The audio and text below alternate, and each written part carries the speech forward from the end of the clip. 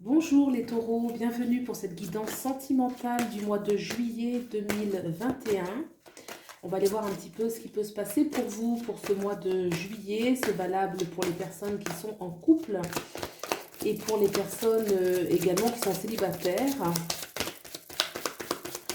On va aller voir aussi l'énergie de l'autre. Alors soit vous le connaissez bien sûr, ou sinon ça peut parler de votre prochaine relation, des problématiques que vous pouvez rencontrer. Voilà, donc quelle est votre énergie à vous sur le plan sentimental?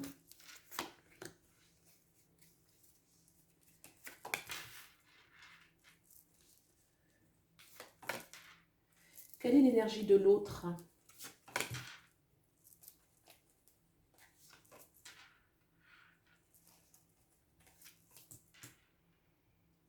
Quelle est l'énergie du lien qu'il y a entre vous?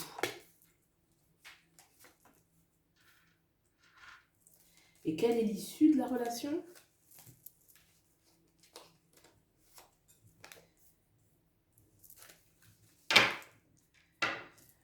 Alors, on va aller voir. On a déjà en dos de deck le roi de coupe, abondance émotionnelle, de sentiments, grande générosité, grande intuition. Très bien. Allez, vos énergies, on a le valet de coupe. On a le roi de pentacle et on a le roi de bâton. Alors là, c'est vraiment une énergie où il y a un grand renouveau sur le plan émotionnel, le plan sentimental.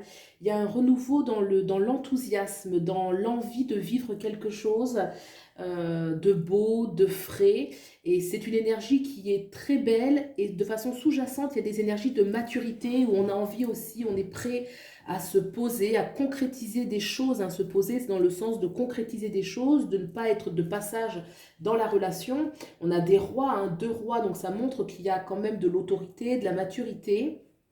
Le roi de Pentacle nous parle de concrétisation, de projet, d'abondance, également de protection. C'est la loyauté aussi. Il y a une énergie de loyauté et également on est prêt aussi à passer à l'action avec une certaine force, un certain charisme. Et vraiment, il y a un contraste entre ces deux rois et ce valet de coupe qui vraiment nous parle d'un renouveau, d'une sorte d'innocence sur le plan sentimental. Donc je trouve ça très très beau. On va regarder maintenant l'énergie de l'autre en sachant que vous pouvez vous retrouver de ce côté-ci, donc vous êtes libre d'interchanger si besoin. Alors là, on a le 9 de coupe, on a le 8 d'épée et on a le 8 de coupe. Donc là, on a 2 fois 8. Alors de ce côté-ci, c'est clair qu'il y a une aspiration profonde, un contentement, un bien-être sentimental. On tient compte de ses désirs sensuels, de ses désirs affectifs. On est dans une aisance, une abondance affective et sentimentale. Et pour autant, il y a de façon sous-jacente quelque chose qui ne satisfait pas. On sent avec ce 8 d'épée qu'on se sent ligoté, on se sent peut-être prisonnier d'une situation. Ça peut être d'ordre psychologique ou ça peut être qu'on est contraint un petit peu par l'environnement. C'est peut-être plus aussi, peut-être, enfin ça peut être les deux, hein, ça peut être psychologique et des vraies contraintes. En tout cas, ce personnage central ne peut pas s'épanouir pleinement. Pour cela, il y a une invitation et on y pense certainement déjà, on y songe déjà à quitter la situation parce qu'il y a le 8 de coupe. Donc c'est intéressant de voir quand même que même si ce 8 d'épée nous parle de figement, avec ce 8 de coupe, il y a une dynamique de sortir d'une situation. Alors c'est vrai que là on a deux coupes, le 8 de coupe où on veut partir, on part, hein, elle tient quand même son bâton, il y a une énergie où on va partir. Ce 9 de coupe, il y a une grande aspiration et ce 8 d'épée, on se sent figé. Donc certainement que là il faut trancher, il faut décider de quitter la situation, quitte à ce qu'il y ait des changements peut-être bouleversants. Ne pas hésiter à partir, hein, parce que là le 8 de coupe c'est une aspiration à partir. Là on se sent figé, ça manque un petit peu de bâton de ce côté-ci, donc vraiment se bouger pour réaliser ce 9 de coupe, mais quand même le 8 va partir. Alors quelle est l'énergie de ce lien? Parce que du coup on a deux personnes ici, là il y a vraiment une grande maturité, une fraîcheur sentimentale, et puis là on aspire, hein, c'est clair qu'on aspire à quelque chose de beau, un contentement, mais on est un peu bloqué. Alors quel est le lien entre vous? On a l'as de bâton et on a le 3 de coupe. Le lien, il est beau. Le lien, il est fort. L'as de bâton, clairement, il y a de l'énergie, il y a du désir, il y a de la volonté, il y a de la détermination. C'est un lien qui fait du bien, hein. Il y a un peu une énergie phallique aussi avec l'as de bâton. Donc, il y a un renouveau. Il y a un renouveau sentimental si c'est au sein d'une relation. Si c'est une nouvelle relation, parce que l'as de bâton parle aussi de nouveauté, hein, de nouvelles relations, de nouveaux désirs. Alors, le nouveau désir, après, il peut se mettre dans une relation déjà existante ou dans une nouvelle.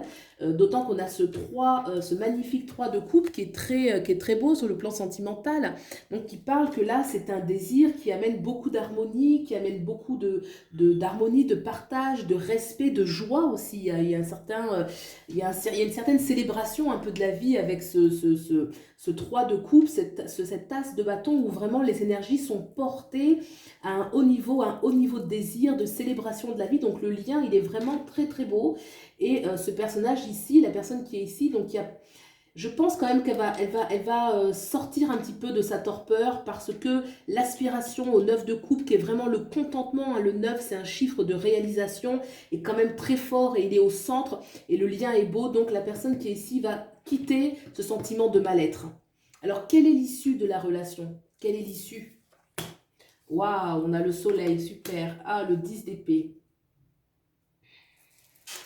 Alors là, le soleil, il y a deux cartes qui sont fortes, mais le soleil va l'emporter. Je vous montre ça tout de suite. Le soleil, ça reste l'arcane majeure la plus belle du tarot et sur un plan sentimental, ça parle clairement d'une consécration en fait, hein. C'est le vrai amour, l'amour authentique, on fait pas semblant. C'est d'ailleurs pour ça qu'on voit un enfant, l'enfant qui incarne la spontanéité, l'innocence, la vérité, l'authenticité. Donc le soleil, c'est une carte majeure très forte qui prend le dessus sur ce 10 d'épée. Le 10 d'épée, on y voit clairement une personne qui est blessée par une autre. Ça veut dire que dans l'issue, il peut y avoir eu des blessures. Alors soit c'est au sein de la relation, parce que là on voit quand même qu'il y a un mal-être. Soit c'est au sein de la relation, ou soit ça peut être une ancienne relation. Est-ce qu'il y a quelque chose une peur un petit peu malgré ce lien qui est beau, qui est fort, là, le lien là il est réel, mais pourtant on va vers quelque chose où il y a encore de la souffrance. Alors en tout cas on parle quand même de renaissance, parce que le soleil c'est aussi une arcane de renaissance, c'est aussi une arcane, vous voyez, le soleil c'est un renouveau, c'est une nouvelle journée éclairée par le soleil qui est vraiment l'astre le plus puissant. Donc ça forcément ça prend le dessus. Vous voyez un petit peu comment ça fait écho avec ce que vous vivez. Est-ce qu'il y a une blessure qui n'est pas pleinement guérie au sein d'une relation actuelle, ou est-ce que c'est une ancienne relation et que ça vous suit?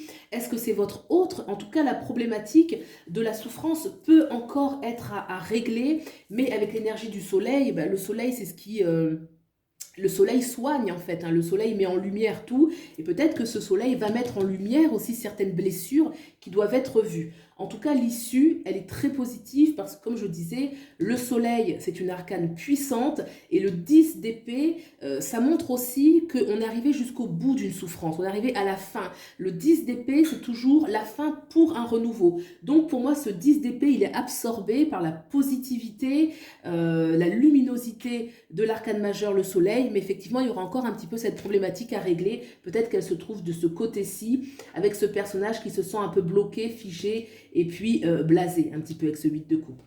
Voilà ce que je peux dire. Qu'est-ce qu'on avait comme... Oui, on avait le roi de coupe en plus, hein. Donc le roi de coupe, c'est clairement l'abondance affective, l'abondance de sentiments. Donc c'est un joli jeu. J'espère qu'il fait résonance avec ce que vous vivez. Et puis, si ça vous a plu, n'hésitez pas à me le dire dans les commentaires, à liker, partager, vous abonner. Ça me soutient beaucoup. Et puis, voilà, je vous souhaite le meilleur. Prenez bien soin de vous et je vous dis à bientôt. Au revoir.